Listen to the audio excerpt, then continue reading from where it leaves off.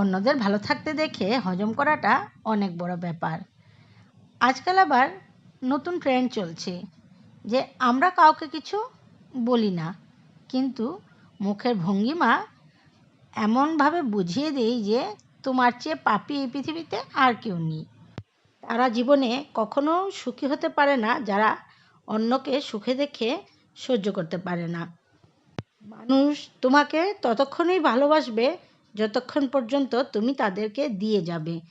যেই দিন দেওয়া বন্ধ করে দেবে ওই দিন থেকেই তুমি তাদের কাছে চরম শত্রু হিসাবে পরিচিত হবে। এগুলো ছিল আমার হেটার্সদের আত্মকথা, তাদের আত্মজীবনী।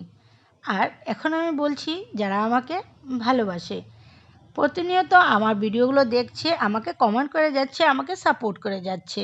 অনেকবার হাঁপিয়ে পড়ি আর ভিডিও করব না ভাবি, কিন্তু যখন ভাবি যে আমার ভালোবাসার কিছু লোকজন আছে যারা আমার প্রতিনিয়ত ভিডিওগুলো দেখে ভালো ভালো কমেন্ট করে, তাদেরকে আমি কিভাবে ছেড়ে দিই, তার জন্যই আবার শুরু করি নতুন করে ভিডিও করা।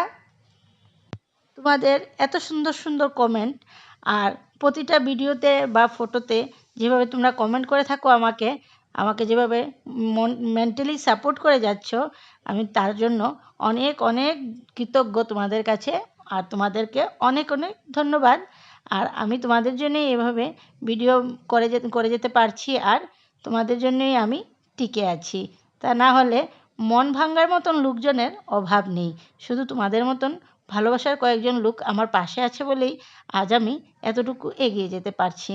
আর যদি আমি ভিডিও করা বন্ধ করে দিই তাহলে আমার পরিচিতি হারিয়ে যেতে সময় লাগবে না। শুধু ভিডিও করে যাচ্ছি সব পরিস্থিতিতে, আর তোমরা পাশে আছো বলেই এতটুকু এগিয়ে আছি আমি। তা না হলে আজ যদি ভিডিও করা বন্ধ করে দিই কালকেই আমার পরিচিতিটা এমনিতেই নষ্ট হয়ে যাবে। হারিয়ে যাব অনেক ভিড়ের মাঝে, যেখানে আমার কোনো পরিচয় আর থাকবে না।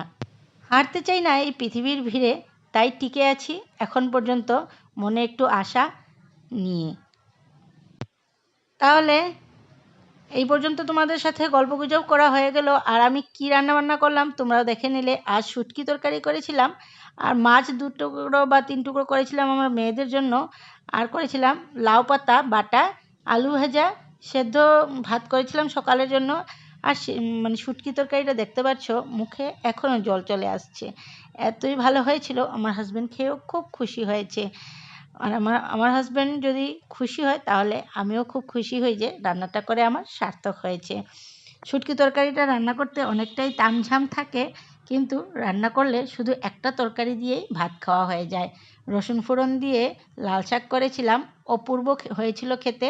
আর তার সাথে তো শুটকি তরকারি, যার কোনো মানে ভাষাই নেই। এত ভালো খেয়েছি মুখে এখনও জল চলে আসছে যখন আমি এই ভিডিওটা এডিটিং করছি। তাহলে আজকের মতন আর এইটুকুই। তোমরা সবাই সুস্থ থাকবে, ভালো থাকবে, আর প্রতিনিয়ত আমার ভিডিওগুলো যেভাবে দেখে থাকো, আমাকে সাপোর্ট করে থাকো, সেভাবে সাপোর্ট করে যাবে, তার জন্য অনেক অনেক ধন্যবাদ। তাহলে আজকের মতন আর এইটুকুই। টাটা বাই বাই, দেখা হচ্ছে আবার নেক্সট কোনো ব্লগে।